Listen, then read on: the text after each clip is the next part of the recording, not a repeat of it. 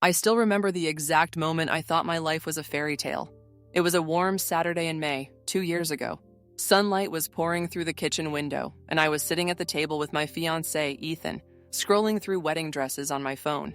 I was giggling like a little girl because the dress I wanted, the one with the soft lace sleeves and the long cathedral train, had finally gone on sale. I turned to my dad and said, "Look, Dad, it's down to $1,800. If we book the venue next week, we can actually stay under budget." He looked up from his coffee, gave me that big, proud dad smile I'd loved my whole life, and said, "Baby girl, don't you worry about money. I've got you covered. Every penny you need for your dream wedding, I'm paying." My heart just exploded. I jumped up and hugged him so hard his glasses almost fell off. You see, Dad had been saving for my wedding since the day I was born. He called it the Emily Fund. Every birthday, every Christmas, every random good job on your report card moment, money went straight into that account. He used to tell me, "Emily, when you find the right man, I'm going to give you the wedding your mom and I never got to have." Mom passed when I was 7. That promise was sacred. So when he said those words, "I've got you covered," I believed him with every single piece of my soul. Little did I know that in less than 6 months, those same words would turn into the biggest lie anyone had ever told me. 3 weeks later, my older sister Lauren came home. Lauren had been living across the country for 8 years. No visits, barely any phone calls. She left at 19 after screaming fights with Dad about money, boys, responsibility, everything. Then one day, out of nowhere, there she was, bags at the door, fake tears in her eyes, saying she was ready to fix the family. I was happy, stupidly happy. I thought, finally my sister is back. Maybe we can actually be close. Maybe she'll be my maid of honor. Dad? Dad acted like the prodigal daughter had returned from war with medals. He cooked her favorite dinner, gave her mom's old jewelry box, let her move into the master bedroom, just until she gets on her feet. I didn't think anything of it at first. But then the little comments started. "Lauren's been through so much. Lauren never had the chances you had, Em. Lauren needs family right now." I brushed it off. Dad was just making up for lost time, right? 2 months before the wedding, Ethan and I sat down to finalize payments. Venue deposit paid. Photographer paid. My dress paid. I opened the joint wedding spreadsheet to mark the final venue balance, and my stomach dropped. The account Dad had linked for the Emily Fund showed only $4,200. That couldn't be right. Dad said there was over $38,000 in there. I called him, trying to keep my voice calm. "Hey, Dad, quick question. Did you move the wedding money to a new account? The balance looks weirdly low." There was silence on the other end. Then, yeah, honey. Some investments didn't go as planned. But don't stress, I'm handling it." Investments? Dad had never mentioned investments. That night I couldn't sleep. Something felt very, very wrong. The next day, Dad left his tablet on the kitchen counter. I know I shouldn't have looked, but the lock screen was a photo of Lauren and the tablet was already open. My hands were shaking when I tapped the banking app. There it was. The Emily Fund. Balance 0. Every single dollar gone. Transfer after transfer, all to an account titled Lauren Recovery. The last one, $33,800, 2 days earlier. I felt the room spin. I had to sit on the floor so I wouldn't collapse. My wedding, my future. The promise he made next to Mom's grave. All of it handed to the sister who hadn't spoken to him in 8 years. That night, Ethan came home from work, took one look at my face, and knew something was horribly wrong. I showed him the tablet. He went white, then red, then deadly calm. We drove straight to Dad's house.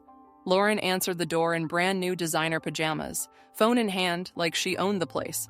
Dad was on the couch laughing with her about something on TV. I held up the tablet and said, voice shaking, "Dad, where is my wedding money?" The laughing stopped instantly. He looked at Lauren. Lauren looked away. Then he said the words that still echo in my nightmares. "Emily, Lauren needs it more right now. She's starting over. She's been through hell. You've always been the strong. You and Ethan will figure it out." I whispered, "You promised me." He actually shrugged. "Things change, kiddo. Family helps family." I turned to Lauren. "You knew this was my wedding fund?" She rolled her eyes. "It's just money, Em. God, grow up." Ethan had to wrap his arms around me to stop me from lunging at her. We left. I cried so hard in the car I threw up in a gas station parking lot. The wedding was 8 weeks away. We had already sent invitations to 180 people. Deposits were non-refundable. I called every venue in a 50-mile radius begging for cheaper dates. Nothing. Ethan took extra shifts. I sold my car. We drained every cent of savings. We were still $28,000 short. Friends offered to chip in. I was too humiliated to say yes. Every night, I lay awake picturing myself walking down the aisle in a cheap dress from Amazon while Lauren wore the gown I'd saved 10 years for. I hated her. I hated him. And for the first time in my life, I hated myself for ever believing either of them. One night, Ethan came home late, eyes bright in a way I'd never seen, and said, "Baby, we are not canceling this wedding." I laughed through tears. With what money?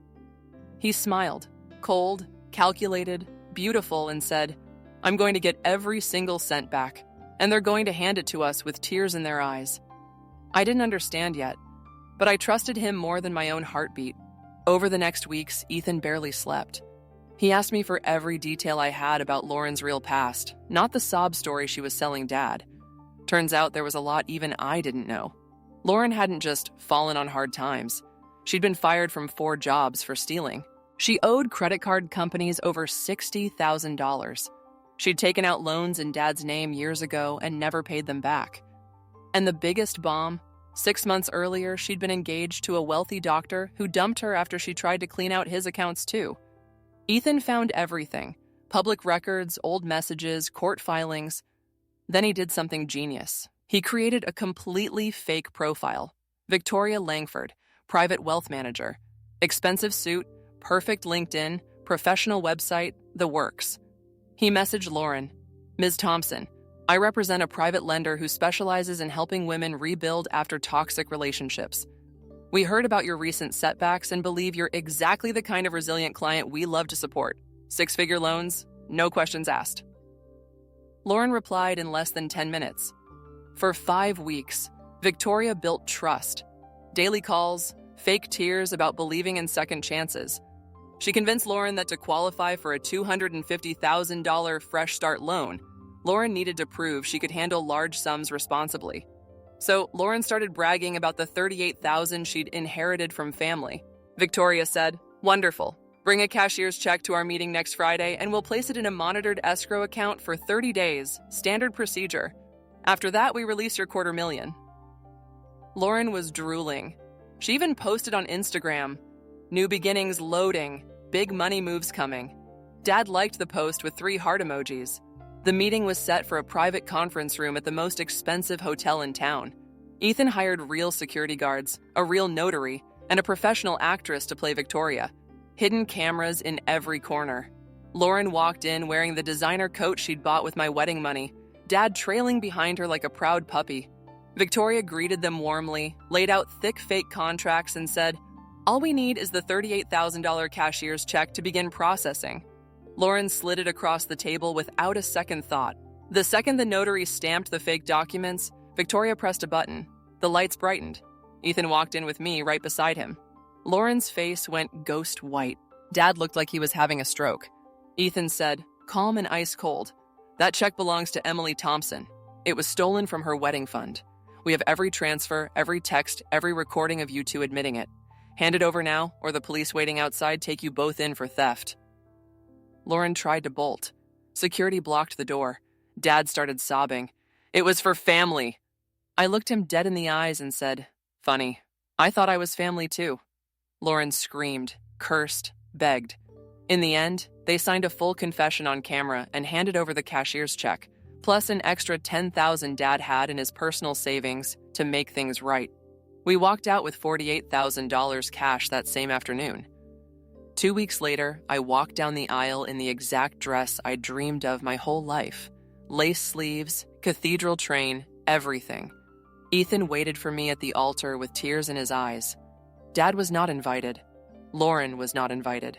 But every single guest knew the story. When the officiant asked, "Who gives this woman to be married?" my maid of honor stepped forward and said loud enough for the whole room to hear, "She gives herself with love, with strength, and with every single dollar she fought to take back." The crowd lost it. I cried happy tears through my entire vows. Dad tried to call a dozen times after that. I let everyone go to voicemail. Lauren moved 3 states away. Last I heard, the creditors finally caught up with her. Ethan and I paid for the entire wedding in cash and still had enough left for the down payment on our first house. Sometimes justice doesn't come roaring from a courtroom. Sometimes it walks in wearing a perfect suit and answers to the name Victoria. If you're watching this and someone has taken what's yours, your money, your trust, your future, please hear me. The story isn't over until you write the ending. Be patient, be clever, and when the moment comes, make them hand you back every single thing they stole, with tears in their eyes. Thank you for listening to my story. If it helped even one person feel less alone tonight, then every tear I cried was worth it. I'll see you in the next one. Stay strong.